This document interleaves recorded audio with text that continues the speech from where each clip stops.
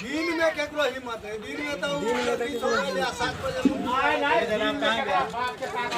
नहीं कुछ बन रहा है बना रहे हो काम करे